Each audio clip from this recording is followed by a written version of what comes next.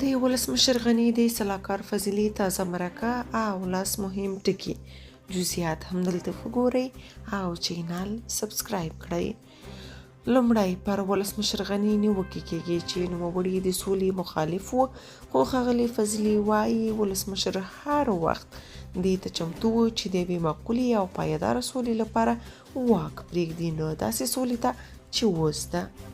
دوهم، پر مخ د جمهوریت د سقوط پړه اچول یو تپل شوی روایت و او دی.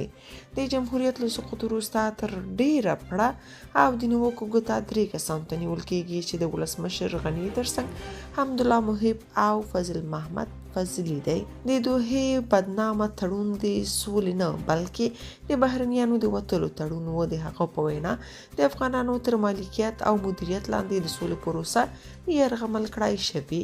پنځم، د سولې مرکچی پلاوي ته په اشارې سره یې وویل موږ نه غوښتل د سولې لپاره داسې پلان ټاکل شوی وي، هغه پلاوي چې د نړیوالو تر فشار او د خلیجات لخوا د سیاسي ډلو خوشحالولو جوړ شوی وي چې اصلا د سولې خبرې نه کول بلکې راتلونکي حکومت کې د خپلو ګوندونو د ونډو خبرې کول.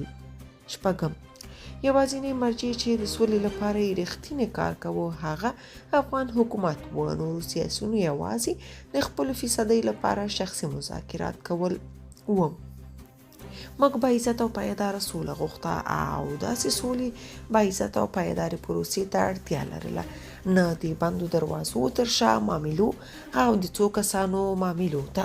اتم، د جمهوریت سقوط لوی غمیزه وه، دې کې شک نشته. سقوط سره هیواد د یوې نیابتي ډلې له لوري اشغال شو او سلهاوو زره ځوان کدرونه له هیواده ووتل.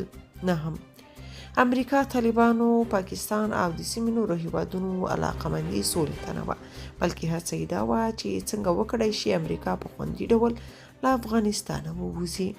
لسم، د طالبانو حکومت په اوسني شکل دوام نشي کولای او ژر به سقوط شي. که تاسو په دې اړه څه نظر لرئ په کومنټ کې شریک او چینل سبسکرایب کړئ.